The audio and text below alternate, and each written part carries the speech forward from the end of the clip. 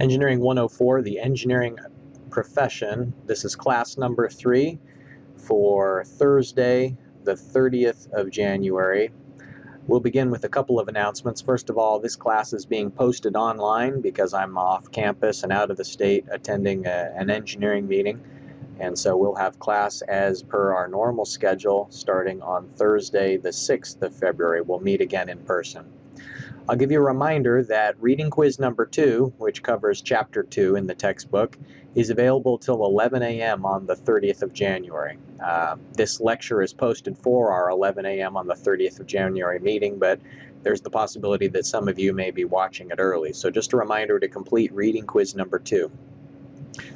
Looking forward into the reading quiz schedule, there isn't a reading quiz going on for this week, and so you've got 1 week off from the reading quizzes that are online. Your next one, the due date for Chapter 3 reading quiz, is at 11 a.m. on February 13th. More immediately, though, your concern should be the House of Cards activity. Remember, last week in class we divided into groups and sort of did an introductory activity with the House of Cards. And so the activity and the design plan is due on Thursday, the 6th of February. And I'll remind you that the House of Cards activity has a pretty detailed assignment description, and I would encourage you to read through that. The rules are very important to understand. Also important is to understand what's required in that report. The grade is going to be given separately, one set of points for the report, one set of points for the activity, and so it's important that you do a good job on each of those. And one component of the report is that you need to calculate in advance what you anticipate your profit is going to be. So you should know how tall it's going to be and what its strength is. You're not just going to be playing it by the seat of your pants, but you're actually going to know because you've designed and tested your design. So read through these instructions. Let me know if you've got any questions or want a clarification on the rules before the activity. We'll begin our lecture today on brainstorming. Before we do, I just want to point out that this recording you're going to be listening to after this announcement slide is previously recorded from last semester, from the fall 2013 semester, but I've read through I've watched the recording, and I don't think there's any information that has changed in the slide notes since then. So you may hear students asking questions, or I may be referring to dates that are a little bit off because of the difference in semesters. But the material that I'm going to be covering today, this brainstorming lecture, will form a part of the midterm exam that we're going to be having on March 13th. And so it's important that you pay attention to this class recording so that you're prepared for the midterm.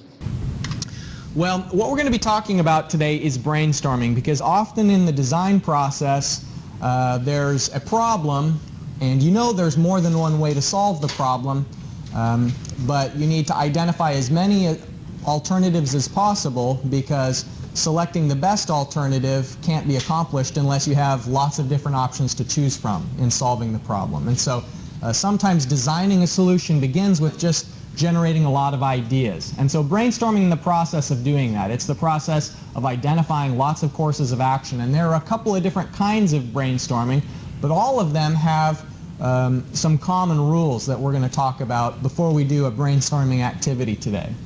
So the first rule of brainstorming is that you shouldn't hold back, that even if it seems outlandish at the time that you're proposing an idea during brainstorming, that any idea is acceptable, because it may seem crazy at first, but later on down the line it might be feasible. Or an idea that seems crazy might eventually be merged with another idea that's a little bit more realistic, and so the two together might be better than they would ordinarily by themselves. And so no holding back is the first rule of brainstorming. And I'm glad to see many of you are taking notes, because the midterm exam we'll have halfway through the semester will cover not only the reading material that you're doing outside of class, but also the lectures that we have here in class. The second rule of brainstorming is no boundaries. And I guess that's related to no holding back, that an idea is never too outrageous to mention. And I guess an element of no holding back that I didn't point out is that the idea can be brought to the floor any time during brainstorming. That there shouldn't be so much structure in a brainstorming session that it inhibits innovation. Sometimes during a formal brainstorming session, you'll have sequences of brainstorming, discussion, but that formality that you have shouldn't stand in the way of someone coming up with an idea. You can't really say no more ideas after this point because it may be a brilliant idea. Okay? Number 3, no criticizing. Part of the reason why it's important not to criticize other people when they're offering their ideas is that obviously if they feel like they're being attacked, that immediately shuts down creativity. If you feel like you're being judged or that your viewpoints are unwelcome, then the criticism is going to have an immediate negative effect. And what you're trying to do during brainstorming is cultivate as much attention to detail and as much creativity as you can. And number 4 is related to that, no dismissing. And so you can't judge the ideas during the brainstorming session, even if you're avoiding criticism, even if you're trying to not be negative towards someone else. You shouldn't rule out an idea until all the brainstorming is complete and all the ideas have been generated, because later on down the line is when you may select alternatives and rank the alternatives. This is just all about generating new ideas. Number 5, no limit, is interesting because sometimes in a group, if you've got 3 or 4 people together, it may seem that one person's generating a lot of ideas and they can feel a little bit self-conscious about maybe they're monopolizing the discussion, and so they'll stop generating ideas to let everyone else have a turn generating ideas. And that's sort of an artificial constraint where people need to feel free to have as many ideas as actually come to them, and so everyone should keep in mind that there's an unlimited amount of ideas that can be generated, and so no one person has to feel embarrassed about having too many ideas. No restrictions means that any solution from any perspective may be proposed, and that's sort of a specific thing beyond the idea of no boundaries and no holding back. No restrictions means that sometimes we get put into little pigeonholes in an organization. Maybe if you're in the IT department, you're in the mindset of really only focusing on IT ideas, but sometimes someone in one department may have an idea on how the overall process can be improved that has to deal with something outside their department. And Toyota, the car manufacturer, is sort of famous for the idea that anyone in the company can propose improvements and suggestions for anything that they do. And so it may be that a janitor has an idea of how they can improve the assembly line on a production line. And so, you know, a janitor who you'd normally think is only going to be doing cleaning may have an idea, and so they're really open-minded about allowing ideas from any perspective and throughout the entire organization. So no restrictions. Even if in a class project you're supposed to be assigned to, you know, writing the report instead of building the prototype, during the brainstorming session, all those boundaries should be eliminated, and everyone should feel free to suggest ideas regardless of those boundaries. No shame, of course, is related to the idea of no criticizing. People shouldn't feel embarrassed for bringing up an idea and shouldn't be judged. All right. So, did everybody get those written down, those 7 ideas? If not, remember that the video recording of this class lecture will be posted on YouTube, so you can thumb through it later on. Now, I mentioned earlier that there's a difference between formal brainstorming and informal brainstorming. And informal brainstorming can be done anytime, and it may just be a group of people sitting down together to talk about the ideas, and so there isn't really a schedule for it. There won't be a leader during informal brainstorming, and you may not be using some specific system for taking notes. But all those things aren't true during a formal brainstorming session. A formal brainstorming session is used when you need to have a little bit more documentation for the ideas that are generated, or if you want to really be sure to squeeze every last drop of creativity out of people, then formal brainstorming can help you with that. So it requires a little bit of organization. And what I'm going to tell you today is what are the steps of formal brainstorming, and then we're going to try a formal brainstorming process. Regardless of whether you're doing informal brainstorming or formal, in both cases, all those rules from the previous page still apply. Whether it's an organized, really detailed thing in the case of the formal brainstorming or something more relaxed, you still shouldn't criticize people. There should be no limit on the ideas, and all those rules still apply either way.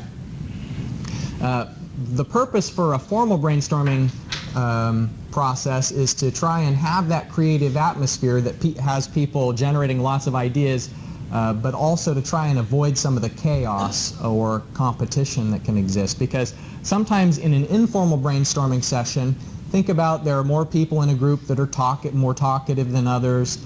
Some people are hesitant to speak their minds in a situation when one person is dominating. And so by putting just a few gentle constraints into place, as you do with a formal brainstorming session, then those people who ordinarily would be a little bit more quiet and reserved feel able to express their creativity. So during the formal brainstorming, there's 3 phases: idea generation, idea trigger, and compilation. And we'll talk about all 3 of those in more detail. All right. Formal brainstorming, when you first start phase 1, generating the ideas, you have a note page in front of you where you write down all the ideas that you can, and this is just sort of an individual thing. You're not discussing with other people. You're on your own generating ideas, and this helps to avoid something that's known as groupthink. Has anybody heard that word before, groupthink? Anybody know what that is, groupthink? Okay. Sometimes groupthink does happen during brainstorming, but groupthink is often used in a negative way. Like, groupthink is a bad thing. When people use this, it's sort of a pejorative term that you want to try and avoid. Maybe you've been in a meeting before where it seems most of the people there are sort of not interested in being in the meeting. You're just there because you have to be there. And one person's yammering on, and everyone else sort of switches off their brain and just nods their head. Some people think that more heads are always better, but in some cases, if you're not personally invested in the discussion, you don't really care what's happening, people turn their brains off, and groupthink sets in. And groupthink is when a group of people just go with whatever the easiest idea is and don't really put in a lot of individual effort. And so people start thinking the same way just because they don't bother to think independently. And so during the idea generation phase, the fact that during the very first time of the discussion you're writing your own ideas down without knowing what somebody else has thought of avoids groupthink, because the burden is on you to come up with something. And then later on you're going to compare ideas, but in the very first instance you're writing down your thoughts individually. Now, during the idea generation phase, you'll take a short break after maybe 2 minutes of trying to write down as many ideas as possible. You'll take a short break, and that's known as the relaxation stage. And so there's this idea that if you go through tension of trying to write down your ideas as much as possible, and then relaxing for a moment and not thinking about it, and then starting thinking about it and being more intent in generating ideas again, it's been shown to enhance creativity. And so usually, and what we'll do today is we'll have 2 minutes of tension, which is where you're trying to generate ideas, a 1-minute break, which is where you're maybe getting a drink of water, checking your phone, whatever, and then during the relaxation phase, you're sort of reviewing ideas, and anything that came to you during the tension phase you're writing down on the paper as well. Okay, after doing that, all of those activities are documented in one column of the sheet that I'm going to give you today. And so after that first phase, the second phase of idea trigger, the leader or the convener in a formal brainstorming group will call on each person in the group to write down not to write down, but to read their ideas that were mentioned in column 1. And so whoever goes first will mention their ideas that they came up with. And so if the idea is how we can make a lot of money, like fundraiser ideas, maybe someone says, popcorn sale, rob 7-Eleven, sell pizza in the dorms. You come up with all these ideas, and then if the first person who's reading their list, if you had the same ideas as them, you cross off what they said and you already had written down, so that when it's your turn to read your ideas, you only mention things that are unique, that hadn't been mentioned before. And so the person who reads last may only have 1 or 2 unique ideas that hadn't already been mentioned, but that's okay. What it does is it allows who's ever convening or taking the notes for the meeting to make a list of all the ideas that are generated, sort of to compile everything together. And then, simultaneous to that, as someone else mentions an idea, maybe something that you didn't think of, that may lead you to think of a completely new idea. So if someone says, we should sell popcorn, you may hear that and think, well, what if we sold popcorn at a Marshall football game? And so that's a new idea, some new angle on what they said. And so you'd write it down in the second column of the page where you're taking notes. And so it's sort of a new round of ideas being generated based on what you heard.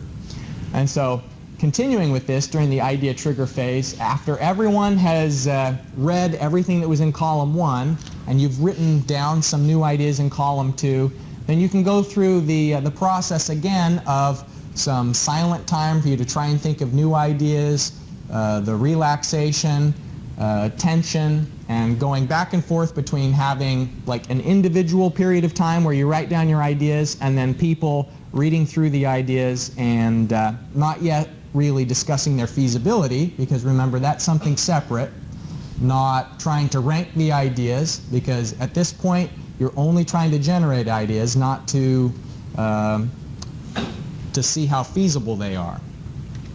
And then finally, in the third phase, compilation, then someone in the group would make a master list of all the ideas. And once again, not ranking them according to how feasible they are or how much money they generate or which one is easiest. It's just about making the longest list possible of ideas and possibilities to solve the problem.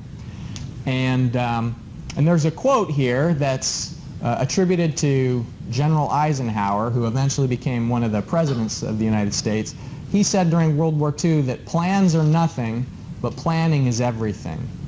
So what do you think he meant by that? Plans are nothing, planning is everything. Any ideas what he might have meant? You're not going to do it without a plan. Yeah, and probably a World War II general saw that a lot, that you're not always, the plan falls apart, but what's the second part of that quote? The fact that you made up a plan is going to help. You're not going out there and just randomly doing. Exactly. Yeah, I mean, you may not go according to the plan that you put together, but the process of planning forces you to consider what might go wrong. And if something goes wrong, what would be your reaction to that? And it forces you to think about what are you going to need for accomplishing the plan. And so just that process of planning is really the value. It's not necessarily the plan itself or the report you put together. It's just the process of thinking of all of the things that need to be done. All right. So what we're going to do during our brainstorming activity today is I'd like you to get back into the groups you were in on Monday. So these are the groups that you're doing the House of Cards activity with. And I'd like you to brainstorm the problem of parking at Marshall University. And I'm sure that if you own a car, you're already aware of there being a parking shortage on campus. And I come to work early mainly so that I know I get a parking spot. I'd rather sleep in late and not get here till 11:45 for my noon class, but I got to get here, before 9, or else I can't count on there being a parking space. And so, if you're not already sitting with your group, go ahead and move so you're sitting next to them. And I'm going to hand out this form where we go through that process of 2 minutes of idea generation, 1 minute of relaxation where you're not thinking of parking at all, and then 1 more minute of trying to generate additional ideas, and then you can discuss your ideas of how to solve the problem of parking at Marshall. So let me give you these.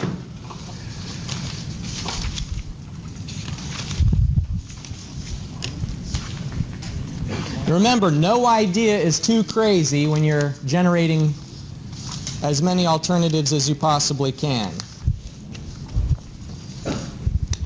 So, you know, parking garages on the moon.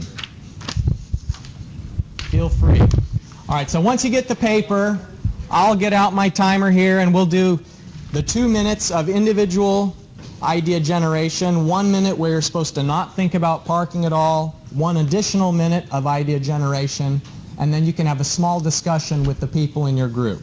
All right? All right, so did everybody get a copy of the paper? I think we might have some extras there. All right. One more? Okay, here you go. All right, so the 2 minutes begins now.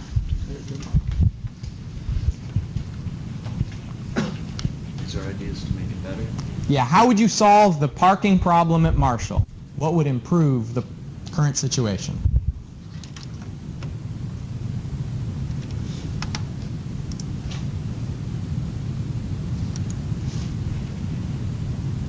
All right, so that 1 minute is finished. Now, what I'm going to have you do is get into your groups, and you'll have a couple of minutes to read over the ideas that were generated. One person says their ideas first. The other people, if someone says an idea that you already had, then cross your idea off or maybe put a check mark next to it. And if you think of some new idea that is based on what they said, maybe a different take on it, then put that in column 2. So if it's just an idea that arose from something you thought of while they were talking, put it in column 2. And once everybody has had a chance to read off their ideas, then go through another sequence. I'm not going to do the timing on this one because everybody may take a different amount of time to talk over the ideas. Remember, it's 2 minutes of individual idea generation, 1 minute rest, and then 1 more minute of idea generation. All right? And so we'll go through that cycle one more time, and then I'm going to ask each group what are some of the ideas that came up with for how to solve the parking problem at Marshall. And maybe we'll come up with something so revolutionary that you'll be able to come in here at noon and finally get a good parking spot. So we'll see. There might be something really good out there. So I'll leave it to you to have your discussions now. Just read through the ideas. And remember, don't criticize, don't judge, don't shame. There's no such thing as too many ideas. We're trying to have as much creativity as possible. So go ahead.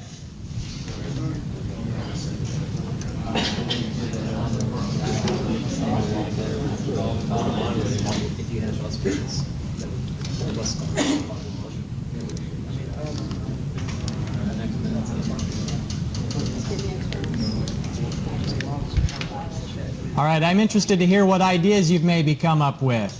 So, what's that? Can we see the picture again? The picture, you want to see the picture?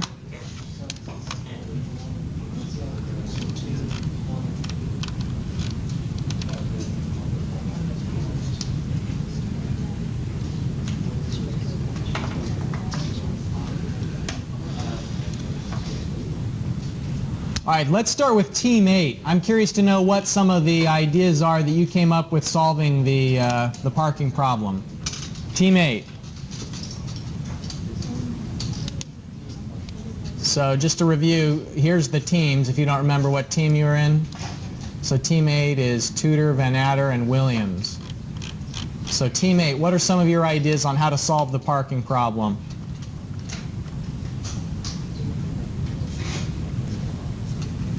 Bueller? Anyone? Underground parking. What's that? Underground parking. Okay. What else? Extended smart garages. What's that? Extended parking garage. All right. All right. What about Team 7? A couple of ideas that you came up with. More public transportation. How would that help? So people want to drive here, they go on buses or trains or whatever. Very good. All right. What else? So you can buy all Uh-huh. old junky houses and empty lots and whatnot that aren't being used. You can't really wipe them down in the parking lots and then get like a Disney type shuttle system to bring everything in. Yeah. You know, do that. Then you could also build a big parking road right here in the engineering building and then make all the parking passes universal so that you can park in either a parking garage or stuff. All right. All right. Let's see. Who is next? Group 6? Freshmen or underclassmen can't have cars on campus. I like that. All right. What else? So like shifting gears, because we get the closer lots, and then, like they said, there's vacant lots on the other side of the stadium that are farther away, you would have to walk to, but that could be people who live on campus. All right. That don't have to go to their cars every day. Good idea. All right. What about group 5? Assigned parking spots. All right. Garage passes are the cheapest, so more people park there.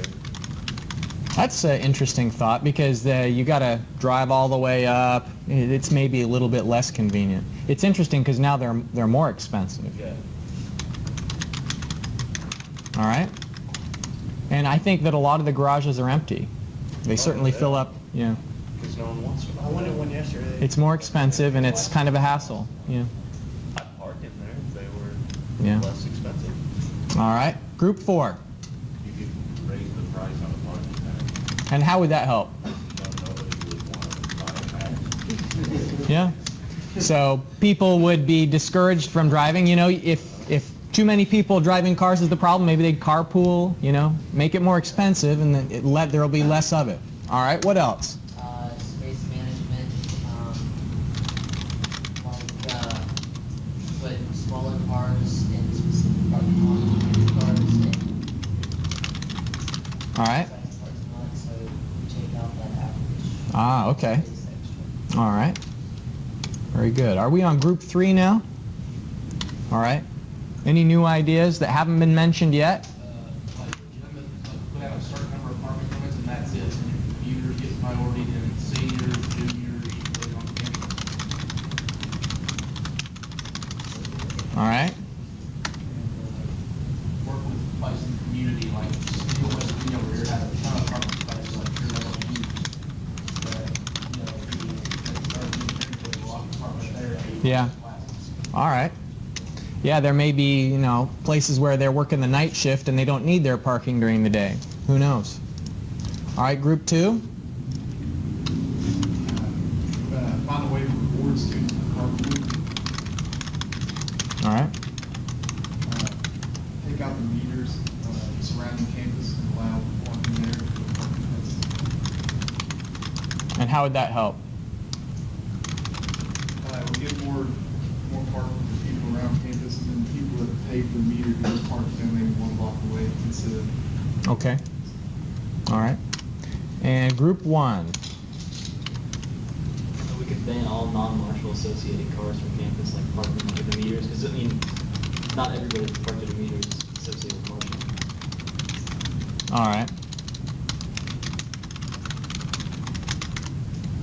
Oh, another one? You could have a visitor parking, which is only like 1 hour max. So if you just had business to take care of on campus, you would be there for a couple minutes. Yeah. All right. Are there any other ideas that were maybe so good that you'd like to share them, or something you didn't get a chance to the first time around you'd like to mention or bring up? Randomly tow cars to free up spaces. Randomly tow? And that would further discourage, right? You weren't sure if your car would be there. It's a lottery. People would ride their bikes more if that happened. I like it. They don't tell you where they take it. Yeah. Students can ride the city bus with free ID card. That would be really nice if it was free. And there are a lot of college towns where it's set up that way. When I went to graduate school, it was that way. You just showed your ID. Most people do it already, but like they can strictly park by department, like certain Teachers. Yeah. You could group it a little bit more. Like the places over here could be just for engineering students. Yeah. closer to the engineering building, or at least engineering professors, right?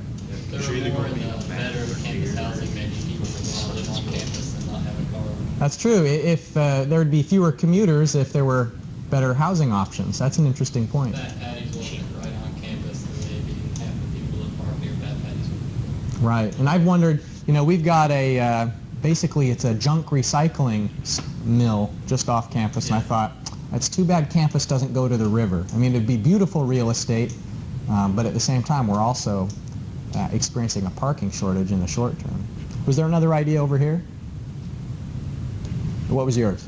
I know there's a parking garage underneath Smith Hall. Yeah. They could be doing that to all new buildings. Right. Yeah.